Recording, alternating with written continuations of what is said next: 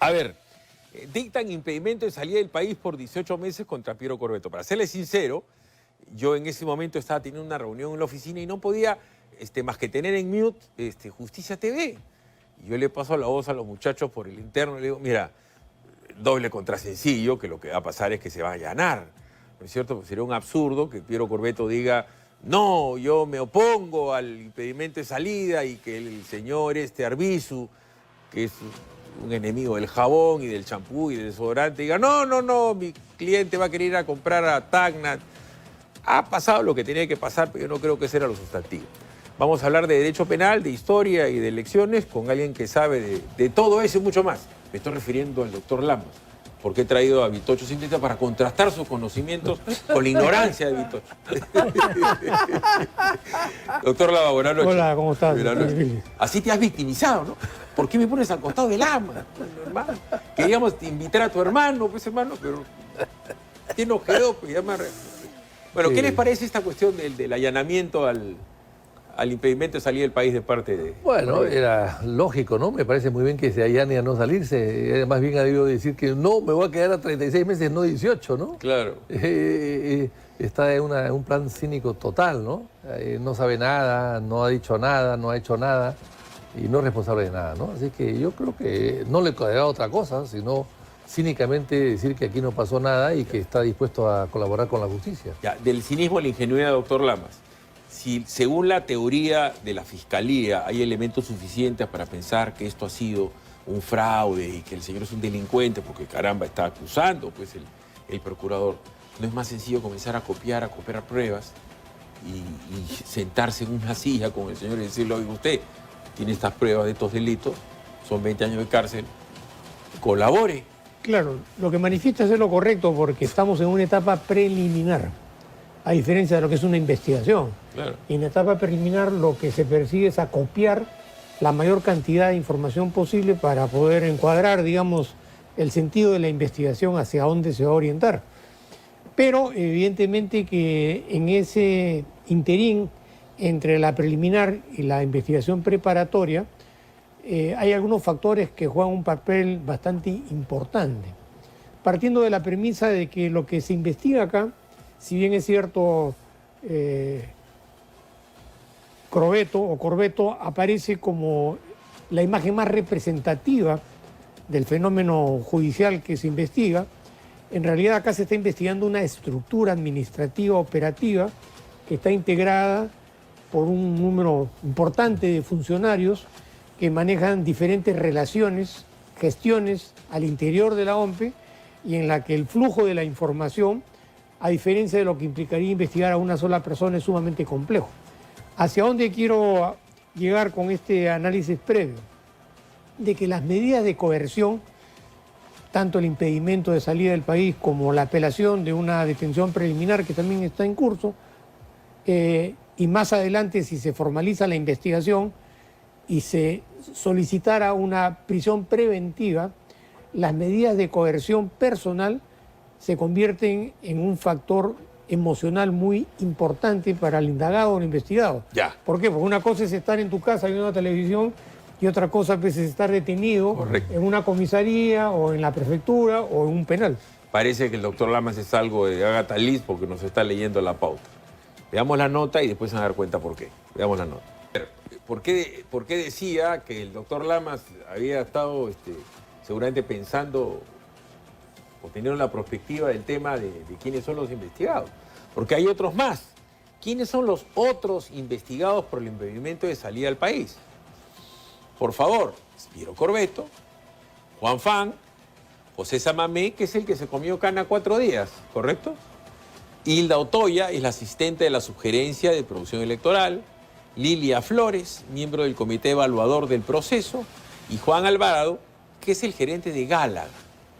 Entonces, hay gente que cree que se está investigando el fraude, el cambiazo, el acto. No, esto es la empresa que por impericia propia, según la OMPE, deja tarde todos los, todos los implementos para la apertura adecuada de las mesas. Y por otro lado, la empresa dice que los culpables y los responsables son ellos. Entonces, ¿cuál es el punto? Que según la empresa es tan grave la falta que se podría establecer dolo de parte del OMPE para aletargar y no entregar. Hasta donde yo recuerdo, doctor, eso es comisión por omisión. Es que a sabiendas deja hacer algo que va a hacer un daño a un tercero.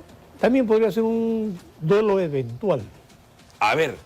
Que implica omitir ciertas exigencias que tú conoces y sabes que al no cumplirlas vas a producir o generar un daño. Es decir, por ejemplo, manejar un vehículo en estado de ebriedad. Evidentemente que tú sabes que eso está prohibido porque existe una razón de contenido fisiológico, pero que sin embargo, a pesar de lo que tú sabes, porque tienes un brevete, continúas y persistes en manejar en estado de ebriedad. Tú no habrías tenido la intención de atropellar a una persona, pero sí era previsible que al no cumplir con las exigencias administrativas, el transporte del material electoral no iba a llegar de manera lo puede oportuna y ejemplificar, pertinente. Vitocho, mejor aún si es una enfermera, un médico y un auxiliar que tienen que suministrar determinados medicamentos, limpiar determinada gasa, porque hay una situación de estado de necesidad de un paciente. Si los médicos omiten y lo dejan morir. Claro, además es decir, no hay ningún tipo de cuidado, ni un tipo de responsabilidad, ni un tipo de diligencia. Bueno, total. Ahora, viendo esta fotografía, yo digo, ¿no será esto una organización criminal? Sí, claro. No, Si el APRA no lo era, el fujimorismo no era una organización criminal. Acá el doctor Lamas, que sabe estas cosas, ¿no sí, puede explicar si sabe la teoría de la organización criminal. Claro, Sí, sí. la organización criminal tiene que cumplir con ciertas exigencias.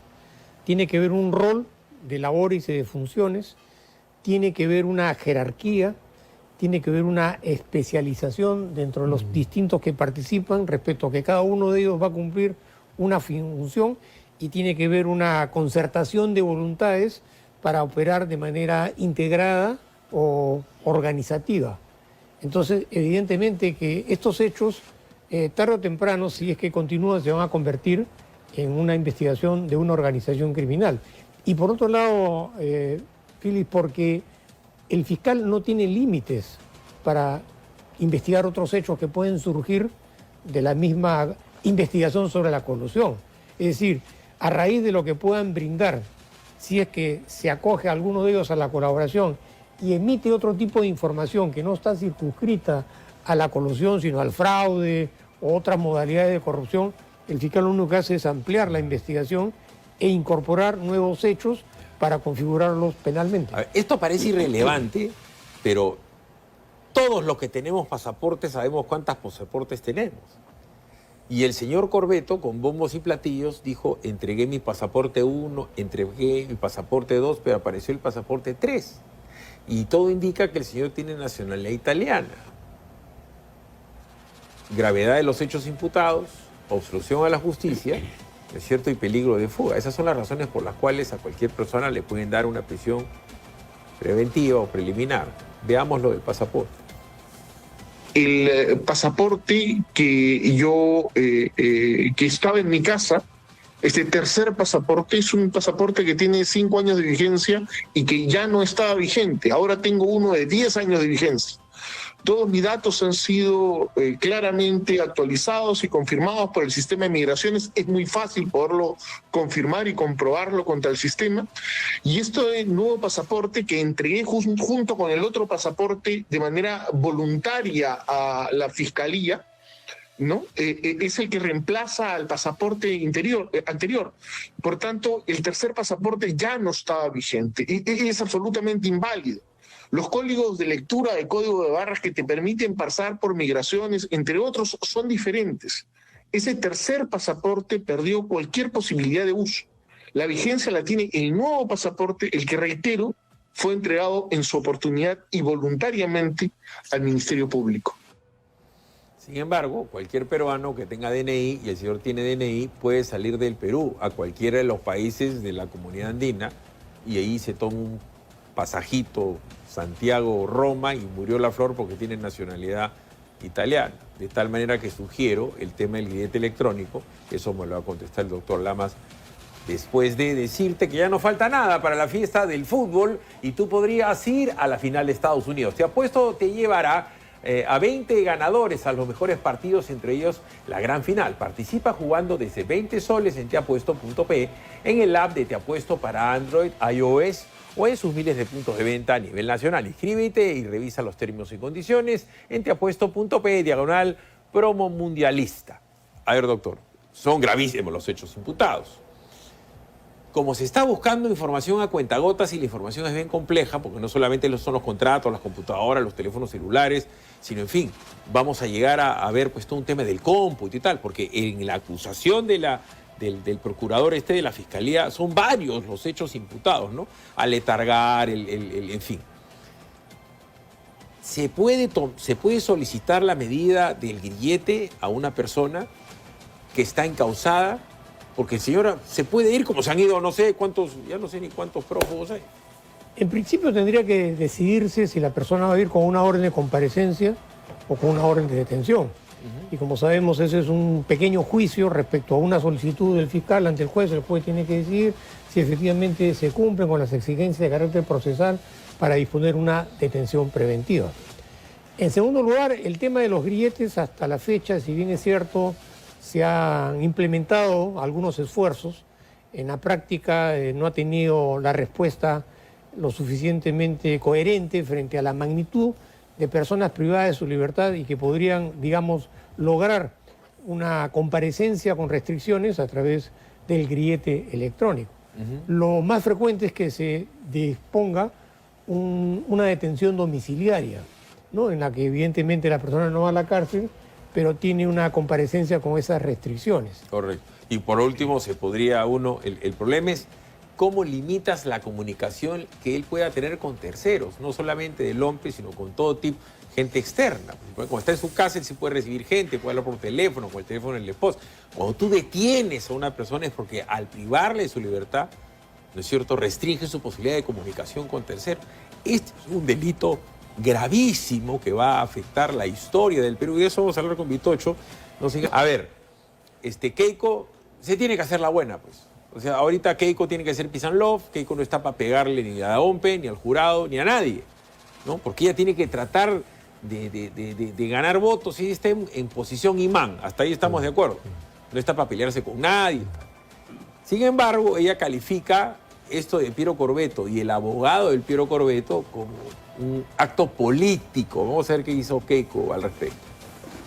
A mí algo que me llamó la atención y creo que es algo que debe también de tomarse en cuenta fue que el abogado del señor Corvetto es el señor Arbizu, que ha sido candidato y militante de Juntos por el Perú.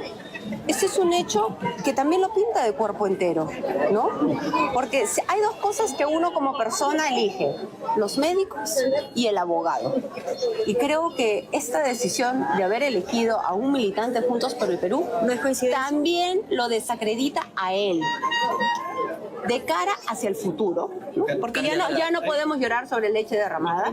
Es fundamental que el próximo jefe de la OMPE sea un hombre técnico, preparado e imparcial. Yo quisiera hablar algo del pasaporte, que es la última entrevista que escuché al señor Piero.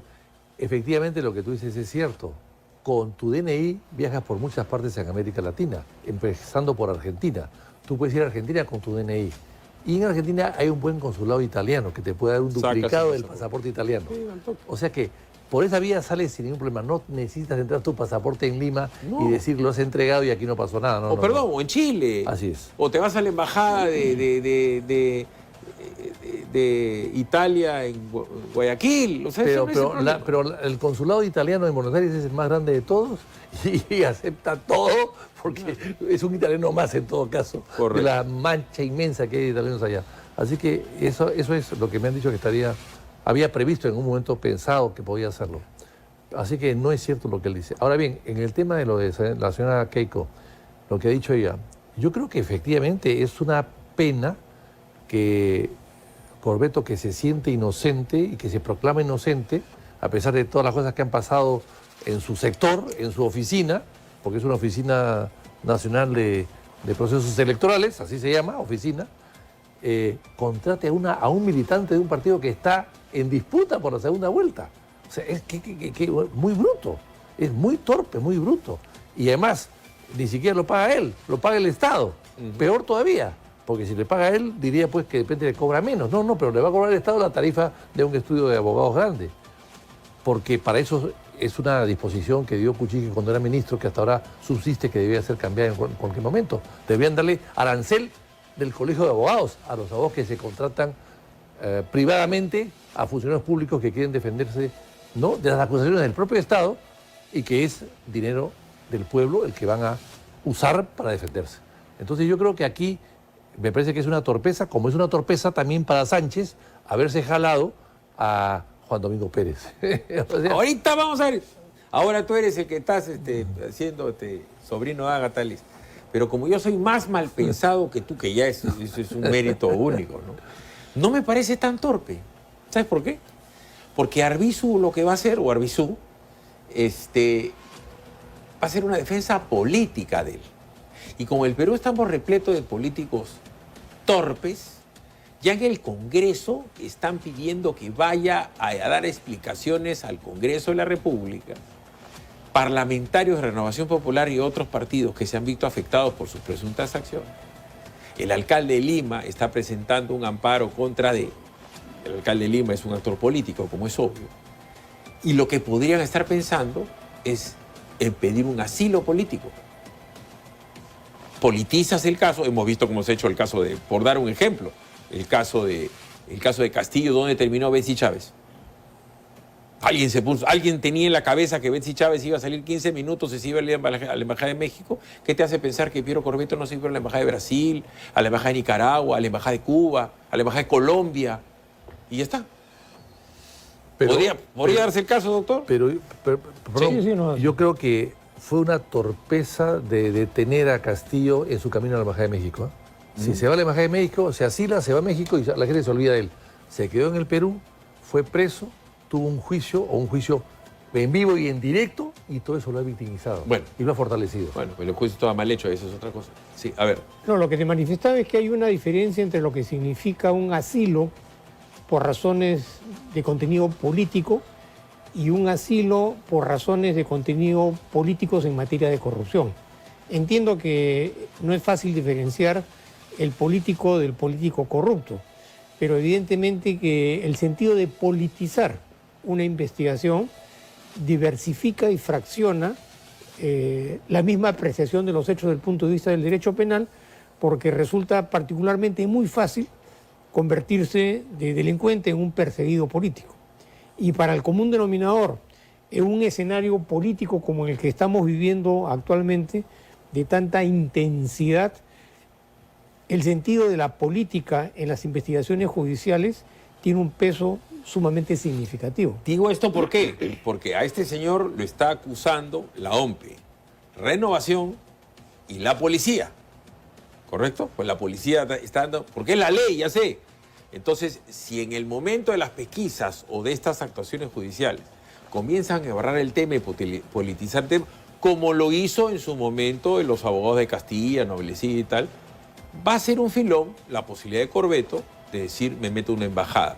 Porque además Corbeto está con una serie de personas más cuando hemos visto.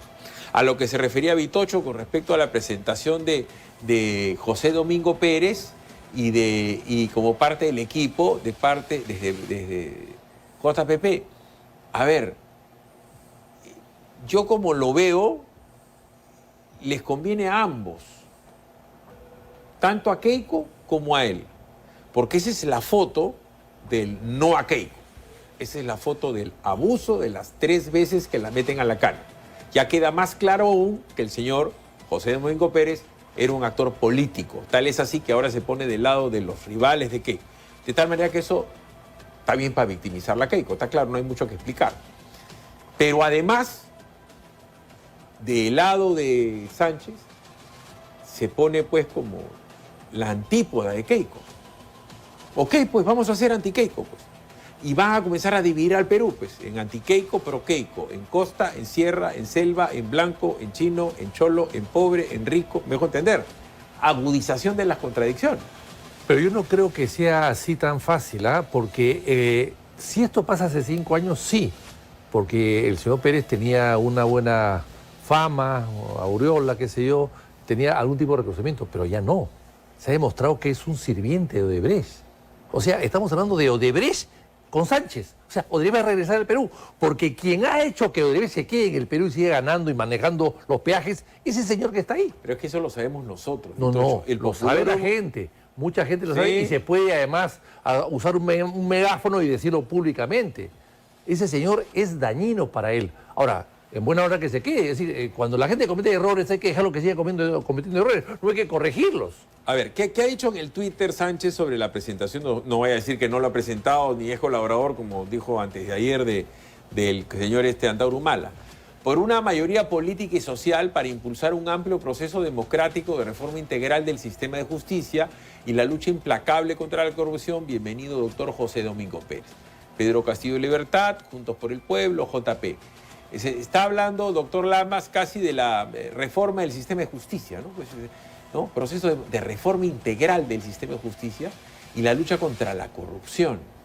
Fíjate tú, la reforma integral del sistema de justicia y la lucha contra la corrupción en el Perú es inacabable. Podríamos hablar muchísimas horas de todos los intentos de reforma de la justicia en la que han participado juristas, políticos, y además pensar que el señor Domingo Pérez va a tener la capacidad como para poder implementar toda una reforma. Posible. Que un escenario es una utopía. Ya, pero dentro del voto duro, el antiqueico, del popular, de la gente que la odia, estos no saben del código, del versículo, de la preventiva, la preliminar.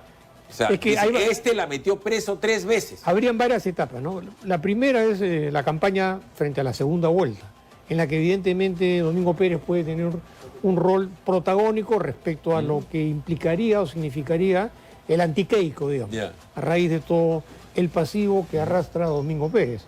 Pero otra cosa ya es en el caso que se ganen las elecciones y se tenga que nombrar a un ministro de Justicia. Entonces, en la primera etapa sí es un factor políticamente atractivo, en el sentido de poder agudizar las contradicciones respecto al antiqueico. Ya, pues, pero es que lo que importa es ganar las elecciones. En ese sentido, Keiko dice, esa propuesta me parece más que una provocación. Bueno, pues si te están provocando, como la presencia de Antauro Humala es una provocación, está bien, pues, o sea, hagan pisar el palito a José Domingo Pérez a decir tonterías, hagan pisar el palito al propio Antauro a decir tonterías. Y a Anaí Durán, por dar un ejemplo, que fue con Hildebrand y salió pues tranquilada, o a Iber Maraví, que cante sus alabanzas y con su charango a favor de Sendero Luminoso, para que la gente se dé cuenta. Eso es como creo yo la cosa. Escuche usted a Keiko y después veamos qué nos dice Vitocho, que sabe de historia cualquier cantidad. Veamos. José Domingo Pérez se convertiría en su ministro de Justicia, ¿no? Un personaje que para usted obviamente no es extraño, ¿no? ¿Qué opina al respecto? Esa propuesta me parece más una provocación que una decisión, ¿no? Y yo, frente a provocaciones, no voy a... ¿Cree que tiene el perfil? No creo que sea una provocación. Es simplemente una decisión equivocada, torpe.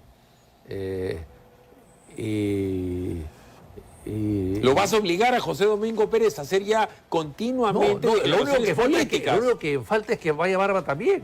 Está bien. que vaya Barba y Pérez juntos con Sánchez. Yo creo que si él quiere buscar un antiqueico, hay mucha gente que está dispuesta a hacerlo. Pero sin la mochila pesada que carga Pérez. Pérez ha destruido la justicia en el Perú. Pérez ha llamado a mucha gente y ha involucrado a mucha gente de manera absurda. Y además sus sentencias y sus dictámenes han sido rechazados 30, 40, 50 veces por los jueces. Pero por eso, pues, cuando ya lo vuelves un actor político... Le perdonó 1.100 millones de soles a Odebrecht. No, está bien. Y yo lo sé, en el específico de Odebrecht, caramba, quién buscó el acuerdo y quién lo encontró. A lo que voy yo es que ya cuando lo pones a alguien de actor político va a tener que comenzar a dar declaraciones.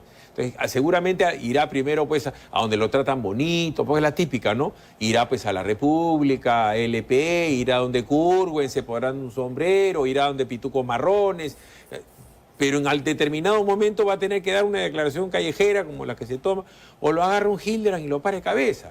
Entonces, cuando tú te vuelves un actor político, estás expuesto a que todo el mundo te pregunte y te cuestione, ya de todo el sistema. Le van a preguntar de las cárceles, de la cadena perpetua, de la pena de muerte, de la prisión preliminar, del allanamiento, de todo.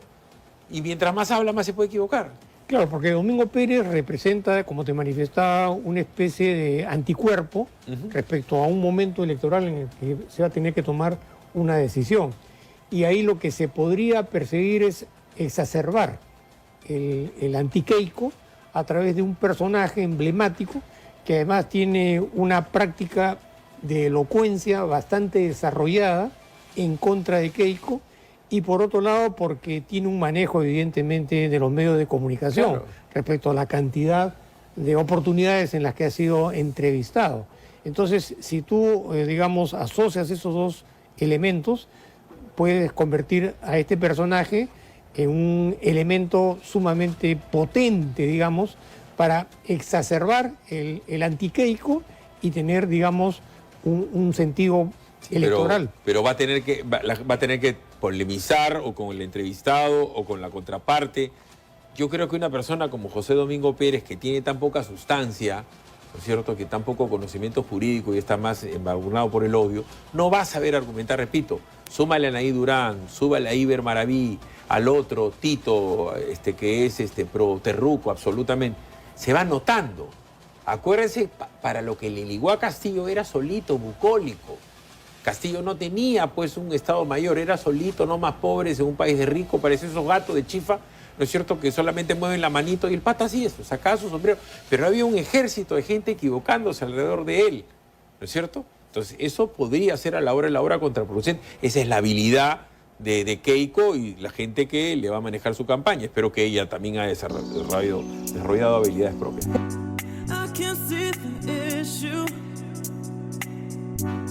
Yeah, believe me, I need to keep myself alive.